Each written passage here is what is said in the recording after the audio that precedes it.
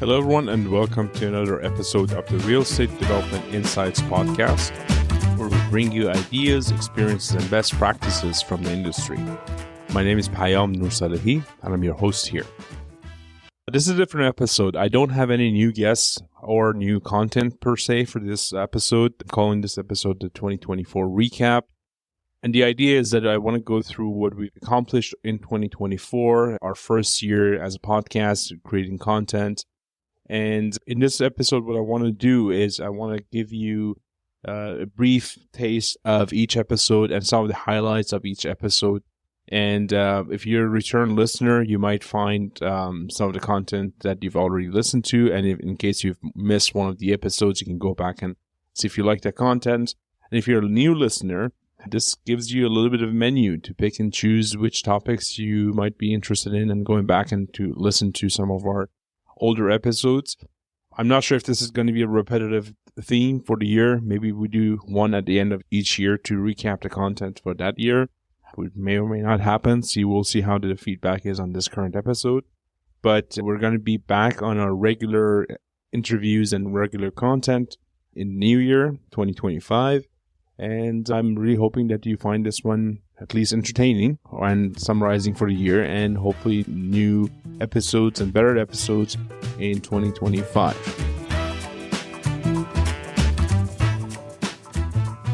So we started with the first interview that we had on this podcast was with Sheldon D. Rosen on episode number 2. Sheldon is the founder of SDR Group, and he's been around for quite some time. He's been a developer. He started out as an architect, and he's been working as a developer actively up until this day for probably more than 4 decades.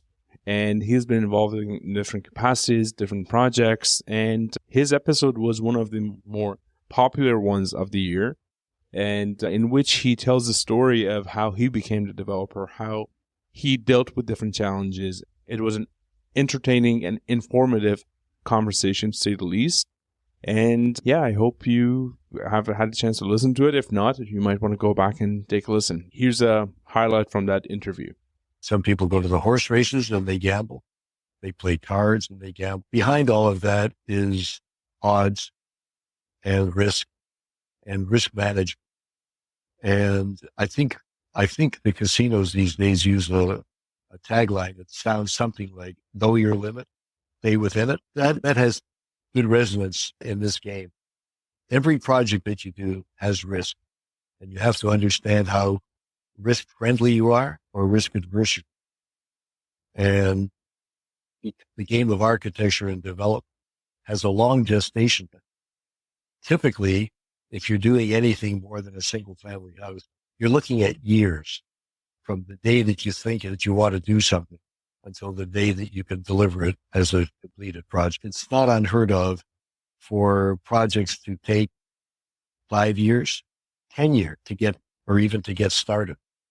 And so one has to understand how one lives through that period of time, because you're heavily invested by then, both time and energy and creativity and money.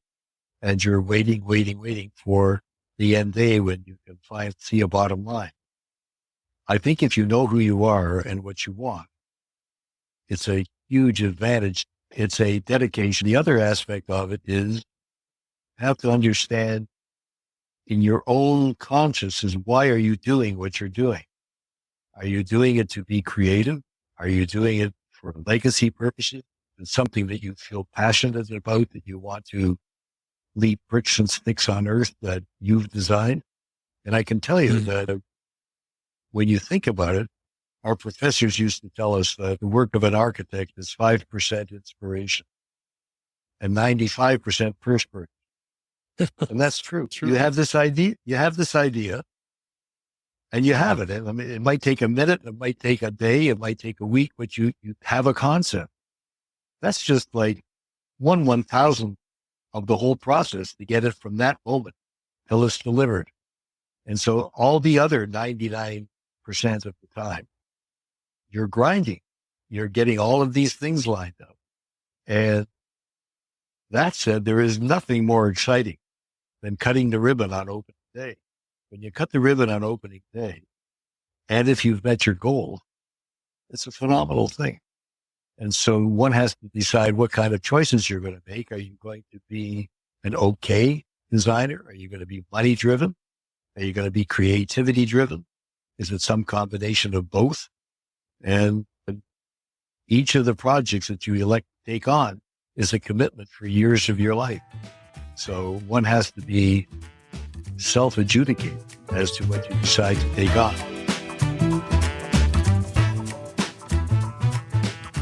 In episode number 3, we had Kara Sloat. Kara is a mechanical engineer, and she's a principal in a company called Hammerschlag and Joffe. And they work mainly in Canada, and she specializes in decarbonizing multifamily units and commercial buildings.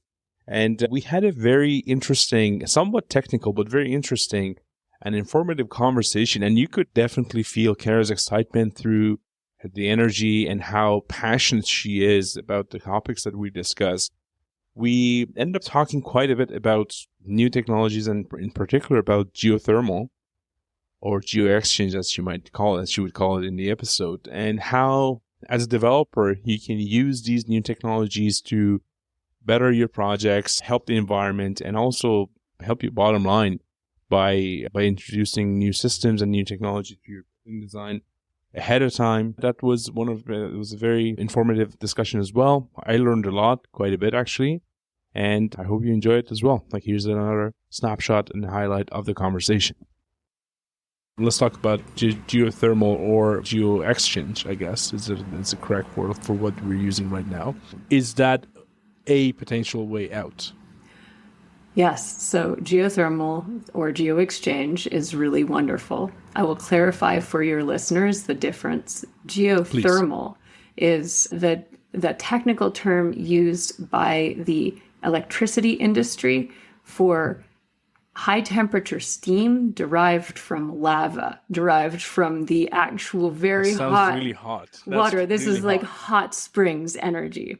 So you can try and tap that even in Toronto. There are new drilling technologies based on fossil fuel extraction that are going to go 7 kilometers down looking for hot water. That is not what I'm talking about. When somebody says they're going to put geothermal in a single building, that is not the technology they mean. Geothermal or geo-exchange for a single building is a completely different technology. We could call it an earth-coupled heat exchanger. So what we're trying to achieve is we're going to exchange energy with the dirt under your building, which is not very good at moving heat around. So the big chunk of dirt under your lot or your building will slowly get colder and colder over the course of the winter as you suck energy out of it and put it in your building. It will not have warmed up by the time spring comes. So it is the job of your mechanical system to put heat back in all summer from your air conditioning system's operation to re-warm it for the next year. So geo-exchange is both an exchange technology, but it's also what we could call seasonal thermal storage. So you're actually taking the heat that you needed in the winter and putting it by for the next season.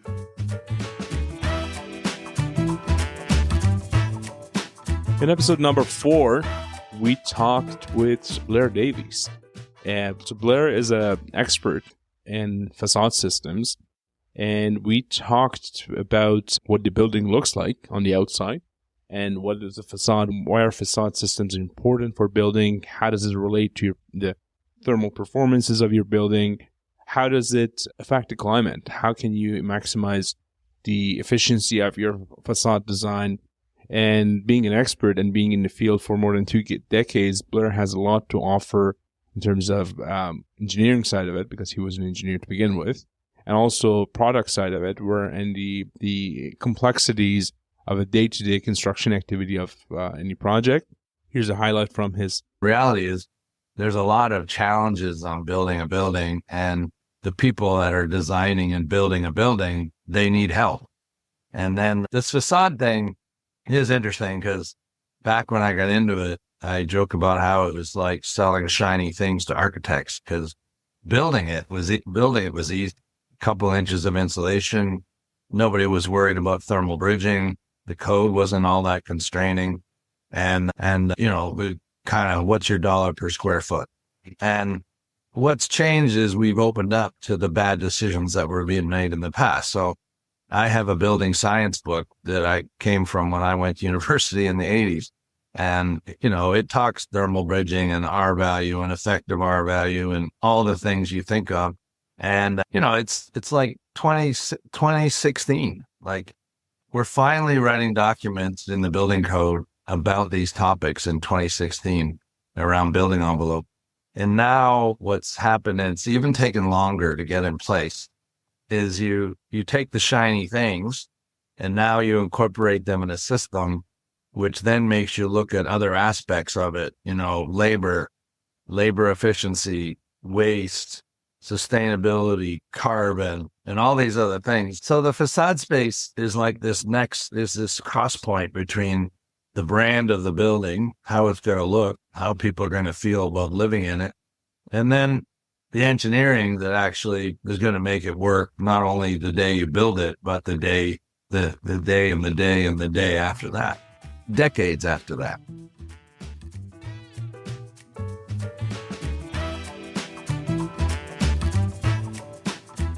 My guest for episode number 5 was George Popper, a retired architect / developer. And we talked quite a bit about urban design. He's one of the partners in Grid Development. He was one of the founders at Urban Fabric, and he has spent decades in the architectural and development business.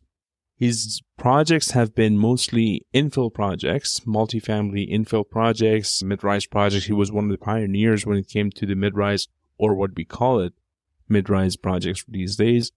And he took us through his journey of how he went from being an architect to a full-scale developer, and some of the challenges, some of the intricacies of real estate development and working with neighbors and working with community adjustments and approval process, how to know when to go for an appeal and who to listen to, how to cooperate with officials. He had a lot of experience in that regards, and he didn't shy away from sharing it. So I hope you enjoyed listening to that episode, and here's a sneak peek. One of the key points that I think is important for a developer is to be able to listen. So this is something that I think has served us well. So when you're presenting a project to the community, it's very important to listen to the neighbors. And in some cases, you have to listen, especially to the immediate neighbors, the people who are living right next door to the project. And I can think of a couple of interesting examples of that. There was one project, an infill townhouse project that we were building in the annex. And there was a fair bit of neighborhood opposition when we presented the proposal. Even though the proposal met a lot of the zoning criteria, we weren't building more than the maximum density permitted. We weren't asking for additional density. We weren't asking for additional height. We were trying to find a suitable way to intensify some development without going crazy. And we also needed, when you're starting out, you can't afford to gamble on you have a lot of your invested in this project in the approval process, and you really desperately want this to succeed, because you have, if it doesn't, then all the upfront costs that you put in are lost. So it's really important to get approval. In this public meeting, we really focused a lot on meeting the people who were most adjacent to the building and hearing what their concerns are. What is your concern? And so there was one neighbor who was potentially the neighbor who was most impacted by the proposal development, because we were abutting the neighbor on two sides. We were building behind his house and beside his house. He was somebody that we really wanted to talk to and say, what's your real concern? What's your primary concern? So we talked to him and we listened to him. So he said, interestingly, I have a nice side yard, and I tend a lot of my windows, that was the end unit on the street. So a lot of his windows were facing to the side and not to the back. And he said, the side yard is really important to me. I said, oh, okay, that's interesting. And not quite so much the backyard. Yeah, that's right. The backyard, we don't really use that much, and we don't see it that much, and it's not that important to him. So we actually took our project. We said, okay, what if I give you more backyard, more side yard, and take away some of your backyard. Would that work for you? He says, yeah, I think that would work. So what we actually did, we incorporated into the design. We swapped some land. We took a strip off his back and added the same area on the side. And we had to adjust our design. So our town, we had, I think, 5 townhouses at the back and 4 townhouses on the side. And we switched. That was 5 on the side and 4 in the back. So we achieved the same number of units, the same goal.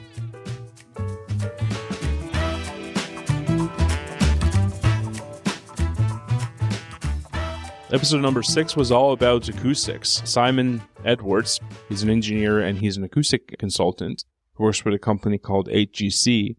And Simon and I met a couple of years ago when I started researching mass timber and the implications of mass timber. One of the first things that got flagged for me was the acoustics implications, because obviously anyone who's worked with concrete knows that concrete, you pour it, you're done. You don't really worry about, at least between the floors, you don't worry about acoustic issues. But the very first concern that came up when dealing with mass timber, or at least reading on mass timber, was how do you deal with the noise? How do you deal with the SDCs and IICs of the world and get the quality product? And Simon is the expert who has the data, and he didn't shy away from sharing his expertise.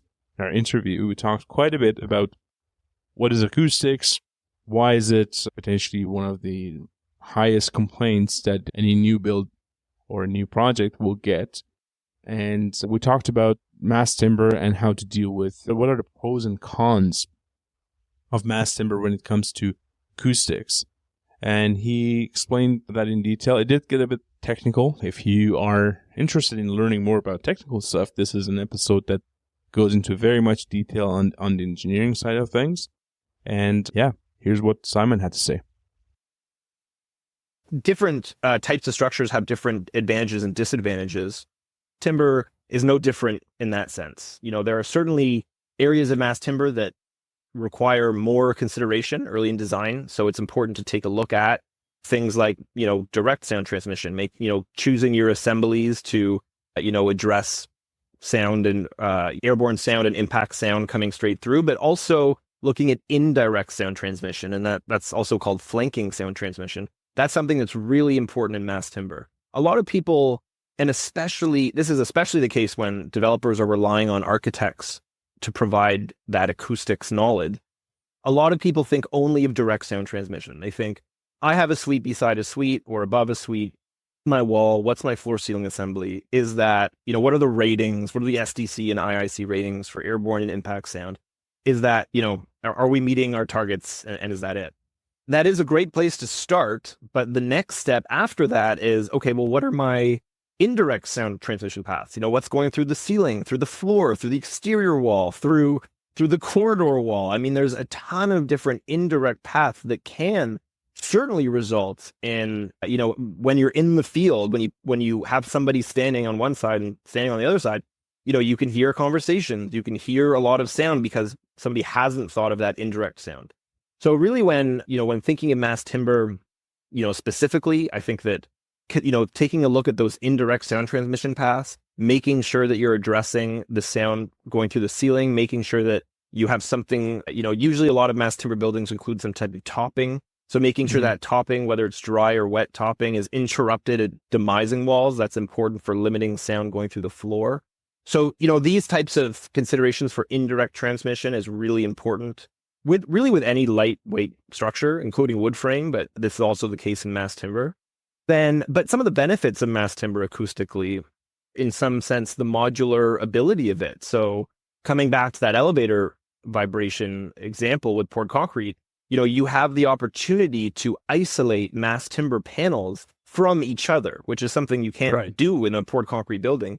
And so that really provides you that extra stage of isolation, whether it's pipe isolation or conduit isolation, equipment isolation, flexibility of designing the mass timber building with isolated the vibration or reduce the amount of vibration traveling through those joints and through the structure. That's something that you can't get out of a poured concrete building. So certainly there are advantages and disadvantages, but those are just some of the kind of early things to wrap your head around when exploring mass timber from an acoustics perspective.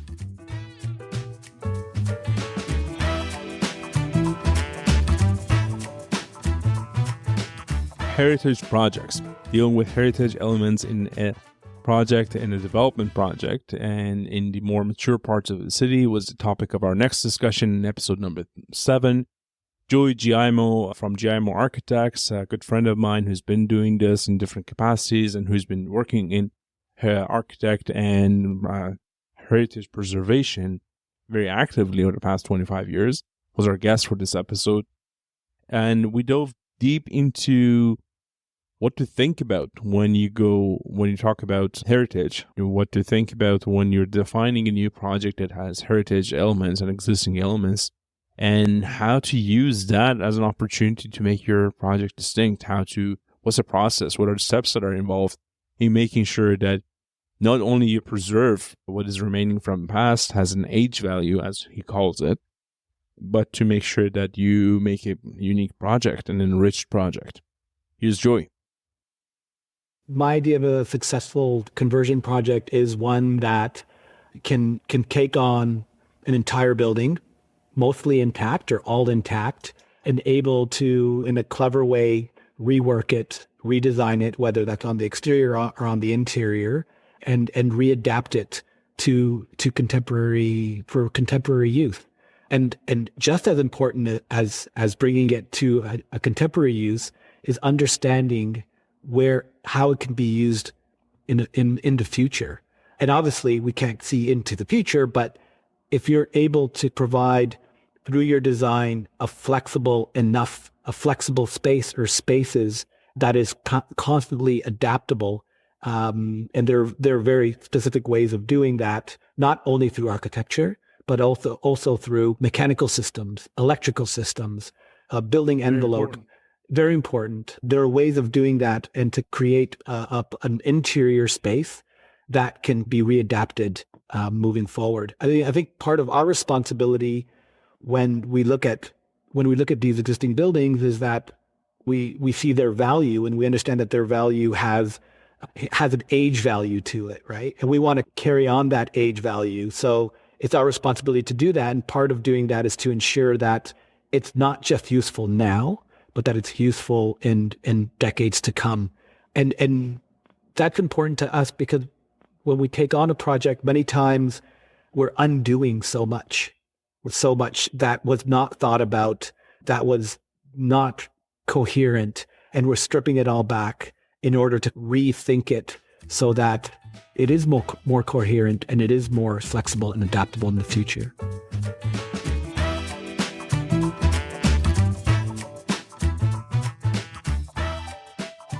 Episode number 8 is very important for me personally because of who our guest was and how his story had developed. Our guest for this episode, number 8, was Konstantin Demirov, or short for Costa. And I called this episode Refugee to Real Estate Developer because that sums it up. That's pretty much the story of his life. But obviously, there are tons of nuances to this story. He came to Canada as a refugee about 30 years ago and gradually built up through hard work and long-term planning and resourcefulness, for that matter. He figured out how to make things work, and he ended up being a developer during the most challenging time for the development and construction process. He just hit the construction start button right before COVID, which meant by the time he was in ground, COVID hit in full force, and he had to deal with that. He shares with us his story and how he overcame some challenges, what are some of the lessons he learned, and how you might want to do something like this, and how you would want to look at the same process, regardless of your background or where you come from. He talks from the perspective of where the rubber meets the road. And yeah, it was interesting. I think we need many more of these stories, many more of these people to come and help us solve our housing problem. So here's Costa. One thing I want to touch on, what I think it's important is not to rush things. And when you see something is not right, don't rush it. That's one of the things that I kind of learned over the years. And I think that helped me a lot. It helped me get quite a bit of GFA for the site. It helped me put a good team together, and it also helped me with the construction.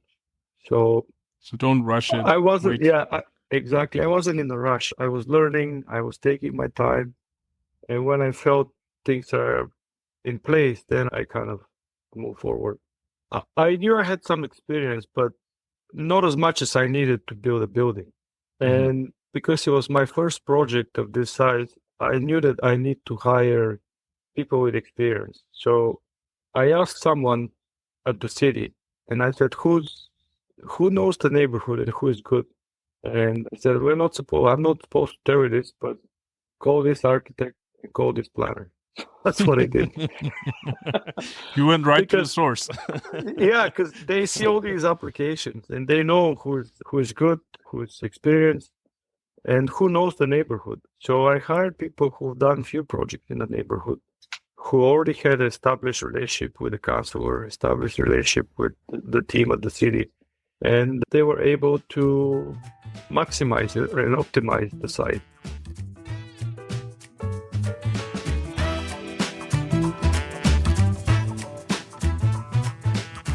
Land acquisition to approvals. That was the title of our episode number 9 with Hurdad Kandahari, who is one of the founding partners at Icon Architects, established architectural firm in the city of Toronto. They've been around for quite some time, and they've done a number of projects. They're very well known for their multifamily and mixed-use buildings, mid-rise, high-rise, and even low-rise projects that they've done.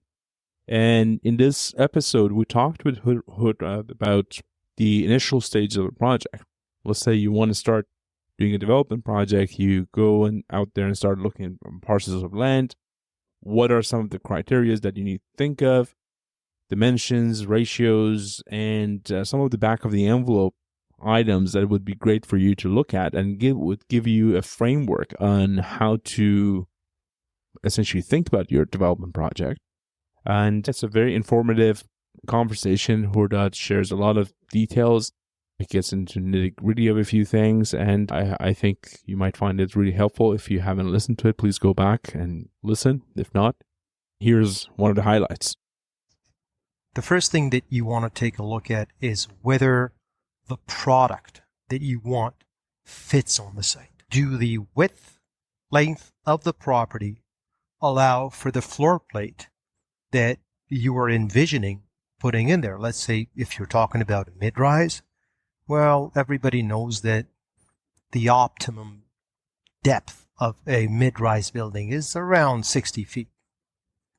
So does it give that to you? Does it allow for proper separation at the rear?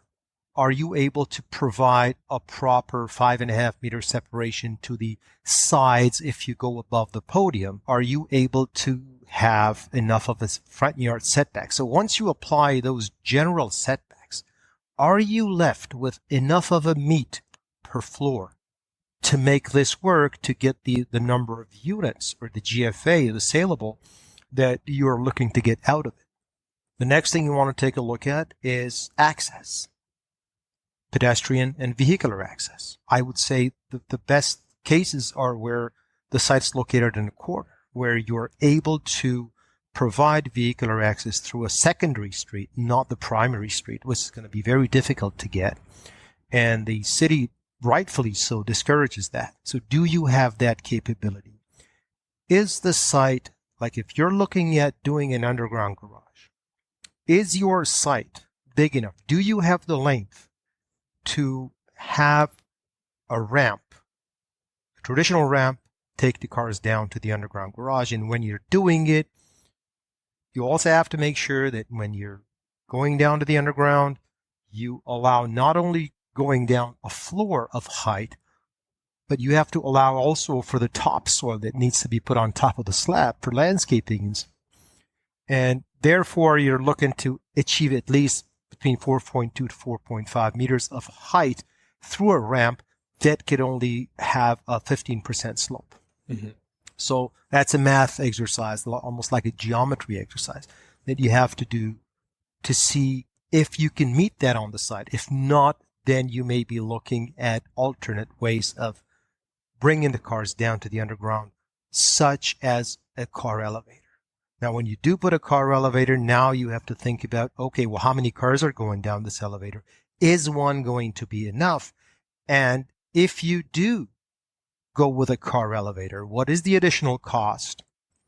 And what are the logistics for issues that may arise out of maintenance if they break down? Those are the things that initially we think about. And the height that is, we check the OP, we check the zoning, we check what is being proposed around this development. If it's an infill, that's easy. You can just go to the city's website and find out, okay, what are the active developments in the proximity of this site? And with a reasonable number of floors and the massing that comes out of respecting all the setbacks and the access point, you pretty much get a built volume. Within that, you can figure out, okay, well, how much GFA am I going to get? What is the usable or saleable area out of this? Does it make sense? That part we take back to the client. We sit down, we figure out, they do their financials to see if this is something that is viable. If not, they just move on to something else.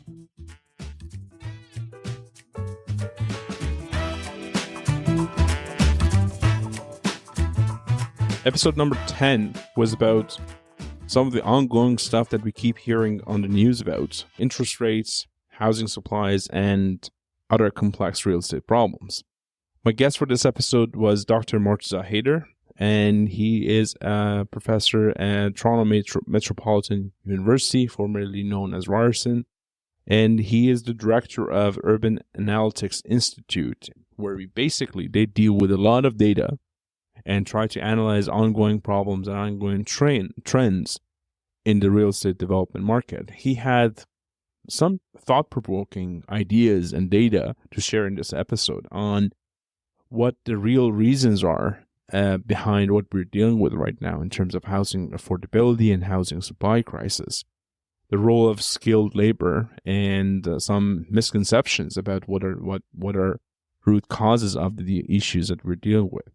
He shares a lot of data, and I hope you enjoy listening to it. I think the municipal governments have not realized the urgency for actions to build more housing, to help Canadians find affordable homes for buying and renting. And that's the reason why we have such a slow pace of construction. And I bring it every opportunity I get. I remind Canadians that during the 70s, we built more homes. There were about 20 million Canadians in 1970s, right? Right now we have 40 million. And based on a 20 million population, we had a smaller labor force, half the size of it today. Somehow that smaller labor force built 3 million homes from 1970 to 1979. And since then, in any decade, we have never been able to build 3 million homes. How is that possible that a much smaller labor force, with a much smaller population base, with much smaller demand for housing, we built more homes back then in the 80s, then in the 90s, then in the 2000s or 2010s, or now 2020. It's a 50 years of reluctance to build more homes, and then telling everybody else that immigrants are the problem, or foreign home buyers are the problems, or these investors are the problems, or the speculators are the problem. But we can't address this question, the simple question. And the problem is because we only see housing as a demand side problem. And this is how most of my academic colleagues see it. Oh, there's too much demand. There's too excessive demand. There's too low interest rates. So we are facilitating investors and speculators as if without investors and speculators, you'll be able to build anything.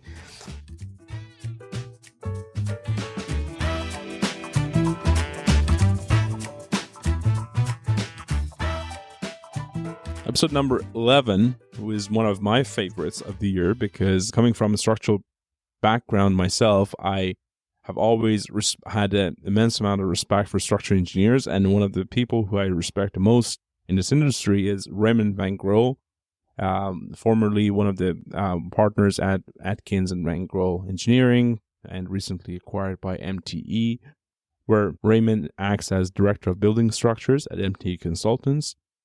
We had a very frank and candid discussion with Raymond about structural systems, some of the code changes that are coming up, some of the challenges that we deal with in designing, building, and even before that, getting through the approvals when it comes to mid-rise and infill projects.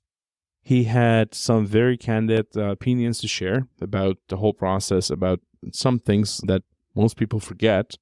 And it's an entertaining and informative discussion. As always, Raymond's great to have and have a chat with. Please have a listen. I hate to say it because the site plan process, I think, is broken. So I can remember about maybe 15 years ago, they brought in, they wanted to have BCIN numbers for the design professionals. You needed us all to be licensed for the Ontario Building Code. They wanted to make the permit process standardized and move much quicker. I think that they've accomplished that to a certain extent because that permitting doesn't seem to be nearly the backlog. It might take a month or so to get a building permit, but it's not years.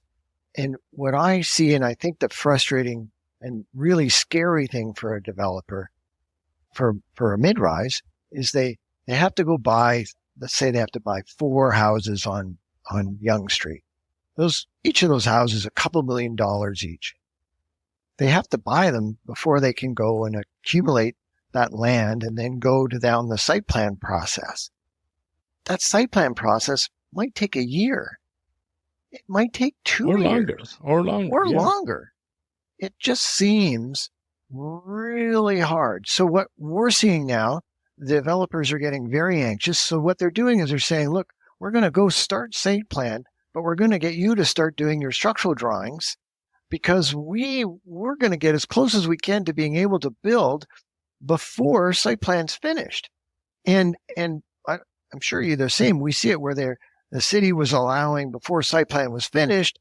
They were saying, oh, you can build below grade, but if something happens to above grade, that's your problem. And the developer was like, okay, well, fine, I'll take that risk on. Something's wrong with the site plan process that we know we're all building, you're building residential buildings. There's a mix that you want. You need to have garbage. There's all these elements are all the same. Surely we can make a process that doesn't take 2 or 3 years to get that sorted out. I think that adds such an element of risk because if you're a developer's not trying to build housing because they think it's nice to build housing. They're trying to make a living. It's a business. It's a business. It's a business. It needs to be repeatable. And needs to be repeatable.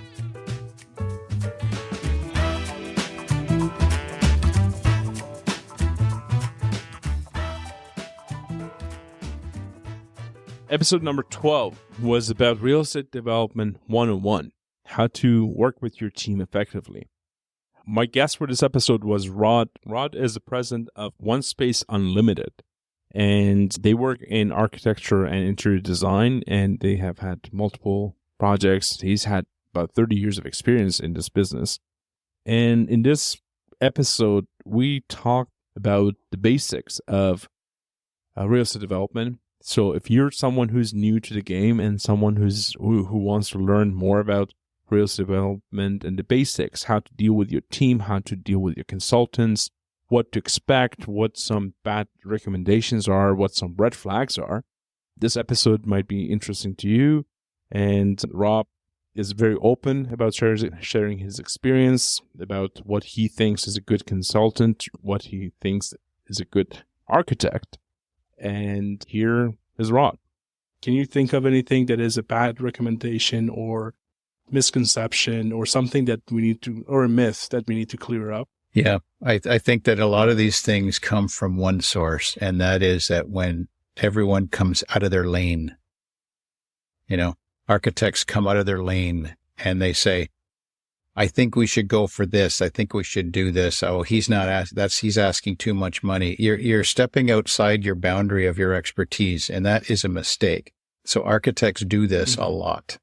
And the reason why we get stuck with it is because we see so much. We're typically the first or second person hired on a project, and we're almost the last guy to leave. So you're talking about multiple years of presence on projects where you've seen these things. So you kind of sort of want to share it with good intent. But when you come outside your lane and you start to direct things that are not your expertise, they turn into bad recommendations, in my opinion.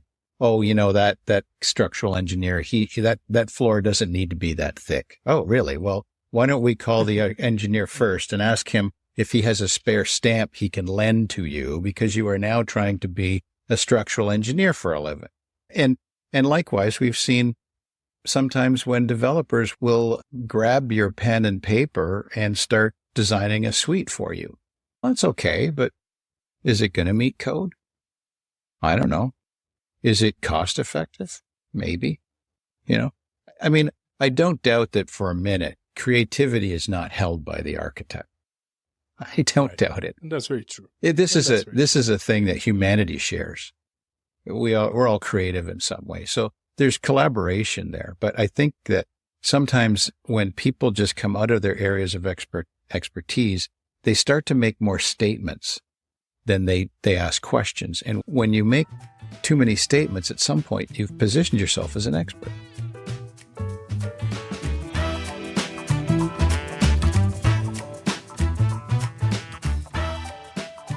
Anyone who has ever dealt with approval process in the City of Toronto has come across a lot of planning verbiage and a lot of planning obstacles and policies and guidelines and bylaws and you name it. There are multiple names for these things that basically it's all in all called approval process.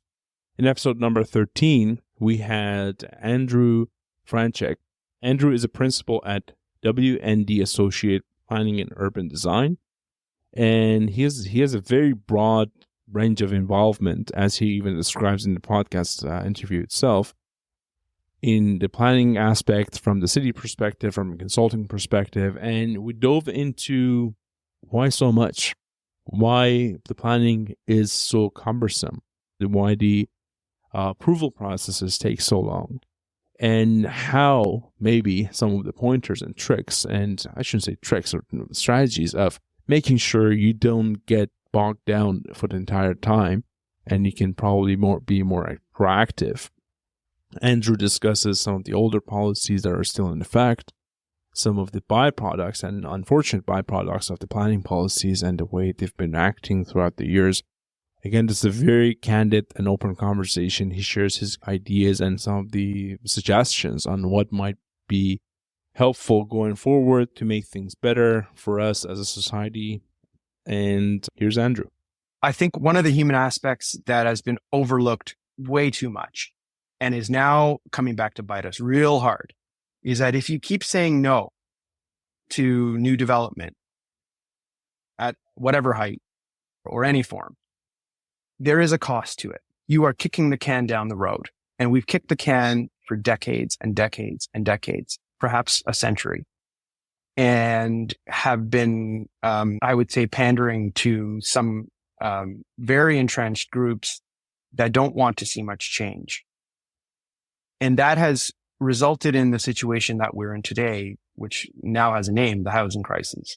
And it's a crisis that seems to be not just in one place, but everywhere all at once. And what I think is the human aspect that needs to be considered is not just who lives there now and who is, to use an overused word, I think these days, privileged, but it is important to use it in this context.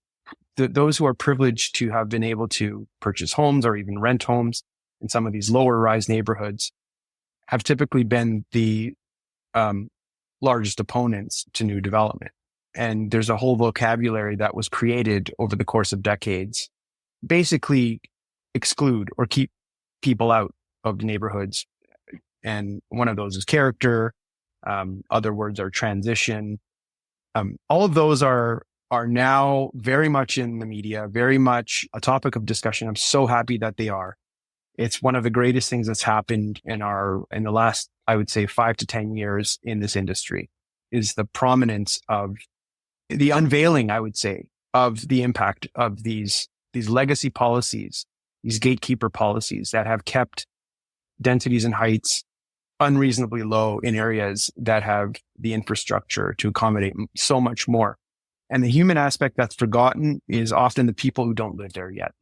It's the future residents. Right.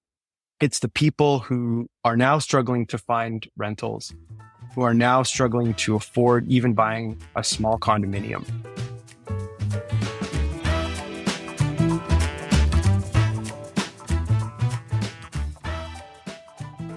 2025 promises to be a year of change, at least when it comes to building code. So in Ontario, we're having a new building code issued very early in the year, which brings opportunities and threats or some level of discomfort for some of our projects or some of the development projects that are going on.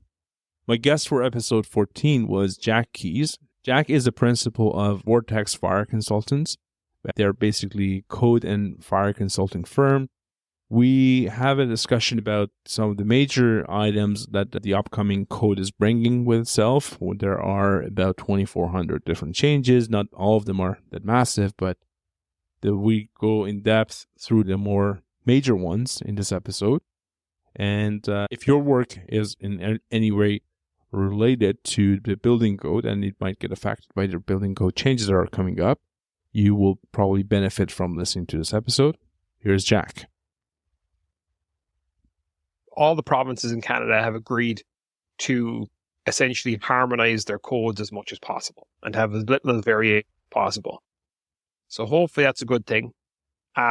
We'll see how it all works out. So they go ahead and they changed the Ontario Building Code to match up with the National Building Code. And I think there's 2,400 odd changes made in this current version. A lot of them are very, very minor. Okay, like a door size shifts from 860 clear width to 850 clear width. It actually gets smaller for accessibility. There's other parts that have come up. There's other parts that have gone down. But then there are some big changes. And one of the big changes from a developer perspective is actually facades. There's a new requirement there's a new permission in Ontario that you can now go to any height with a combustible facade, provide passes the appropriate testing. That previously wasn't the case. Once you went over 6 stories previously, it was pretty much non-combustible. So that's one big change that we've seen here. So that will be interesting how that plays out in the residential market, especially where there's probably more punched window approaches than glass facade. So we'll see how that goes. The other one then is the gradual increase in the height of timber construction. We currently have 12 stories in the building code. We anticipate the Ontario Building Code will bring in the 18 stories by the end of the year. That is the what we think is happening anyway. So a 50% increase in height from 12 to 18. Yeah. Also, what we're watching out for, and this is working backwards, I mentioned, it looks like the Ontario Building Code is going to also change the amount of exposed timber that's allowed. So we're going to get an increase in exposed timber. This has a big cost knock-on effects because it means we need less drywall. We can expose more, even if we don't want to. It's our choice now what we do. And that can have a big effect. Like we with all these timber buildings trying to make them more economically, the numbers have to work. We're working for private developers. Our numbers have to work.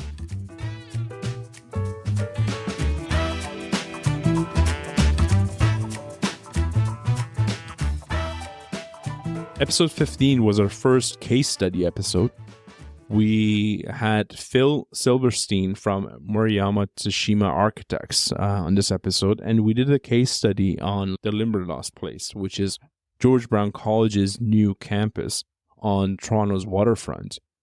And the reason this was an important project to do a case study on was that it's a pioneering mass timber project. It's a 10-story building, and it's built out of mass timber, and tons of new and innovative ideas have been implemented in this building. Phil has been very involved in the whole process, and I had the pleasure of meeting him on one of the site visits when they were during construction, walking through the sites. We met over there, and I had a lot of questions for him, obviously, but he was kind enough to offer the answers during that walkthrough back then, and then afterwards in this podcast episode. Here's Phil. Do you see a role for mass timber in mainstream construction of projects, or is it always going to be a niche product, minority? What makes something niche? What makes something mainstream? And I think something is considered mainstream when in terms of architecture and construction, when the contractors understand how to work with it and there's knowledge there. when the consultant team, the design team has a deep understanding, when the manufacturing facilities they have local producers of that product, when owners are asking for it, it has to be the full package. It is, maybe now it's still considered niche, but I think we're moving outside of that. We have clients coming to us saying, we want a mass timber structure because we know it creates a better environment for our staff or the residents. We know it can be built faster, and we know it's local. The materials come from a local source. We're also, what the other aspect that pulls it out of mainstream is when you have different building typologies starting to build with mass timber. The easy low-hanging fruit was the residential and office. Those are in the building code. Those are relatively simple buildings to build, small occupancies. It's when you start getting into the A2 assembly occupancies, it becomes more difficult. It's a stricter part of the code.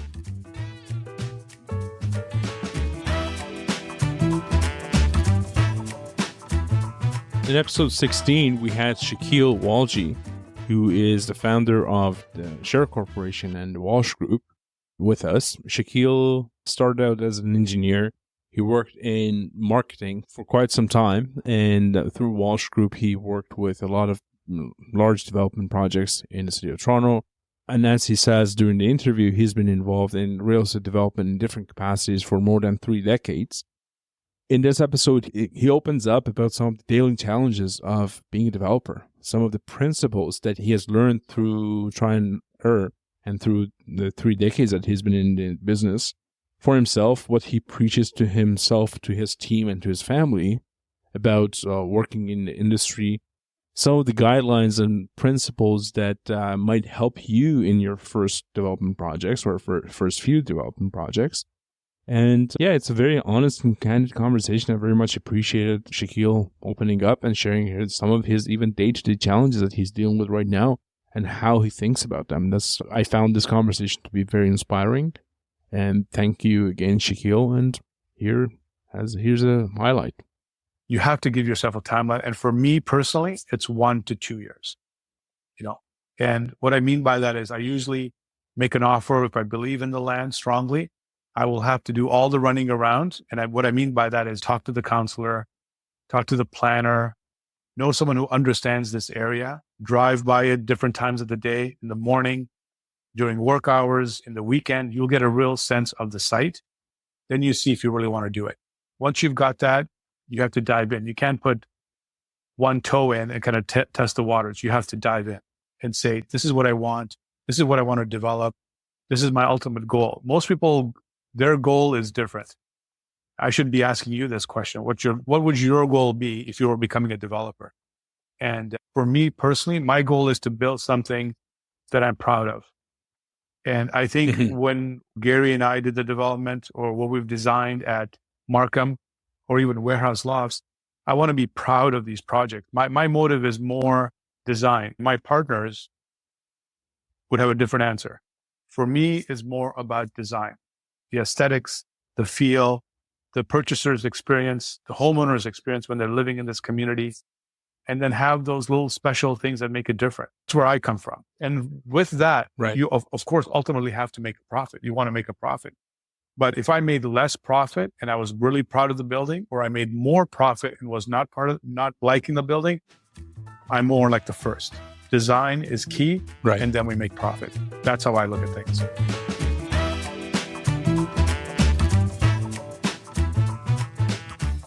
Our last episode of the year, we had 2 guests on this episode, and the episode was about multiplexes and Major Street, both of which are some of the initiatives, some of the good initiatives the City of Toronto has been working on and has undertaken for the past few years, trying to help bring more intensity to the City of Toronto and trying to help with the affordability and so. And my guests for this episode were Michael Tesagutsa and Robert McKillen.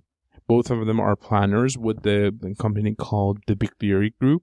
It's very informative. They dive into step by step of what these policies mean, how you can use them for your next project, where to go, where to find resources, and get into the nitty-gritty of the definitions even. So I hope you find this helpful if you haven't listened to it already. Here are Michael and Robert? In essence, the thought behind it was that anywhere between 30 to 40% of the city's land mass is actually taken up by neighborhoods, just depending on how you define a neighborhood and which way you look at it. But it's a large portion of the city. And the policies in those portions of the city traditionally haven't really favored intensification or development. The idea of expanding housing options in neighborhoods is something the city has been working on since 2019. And particularly two of the initiatives that have got off the ground and are at various advanced, I would say, stages of kind of implementation on a policy basis are actually the multiplex initiative and the major street initiatives. So a multiplex it's intended and it can mean a lot of different things in a lot of different places. So we'll say what it means in the city of Toronto and for the purposes of what the city's doing. Up to 4 units being permitted in either a duplex, triplex, or fourplex built form. And what that means is you get 4 doors on any individual lot. However, it's not as simple as that because you could think of a townhouse having 4 doors. The basic thing that the city of Toronto has said for it to be a multiplex is there needs to be a degree of stacking. So portion of a unit needing to be on top of another portion. And it's that simple actually in the city at a very high level. The way the city set it up is that if you are building a building that you would otherwise be allowed to build, so a single detached, let's call it. If you could put a single detached on this lot, certain front yard, certain backyard, certain side yards, certain height, whatever it is, that built form massing, you can now have 4 doors. You can have 4 units.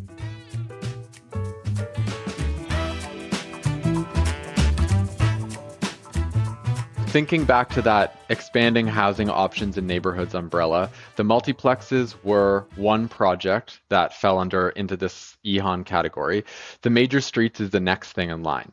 So basically what the city did is it took a look at all of the streets that it considers to be major streets in its official plan, and has said that if you are a property on one of those major streets and you're in what the city calls a neighborhood and that land is zoned residential, you can now build as of right an apartment building up to 6 stories in height and with up to 60 units, or you can build townhouses.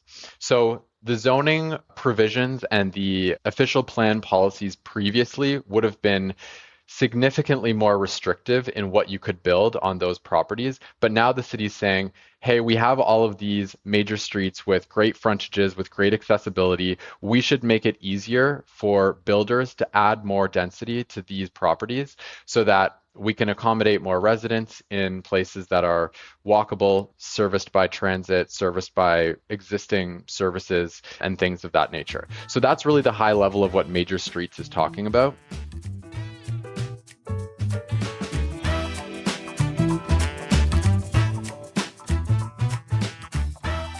And yeah, that was it. That was our 2024. That was very short highlight of all the episodes and all of our guests. I hope you have found this episode useful. And I want to take a minute here and thank you for listening so far.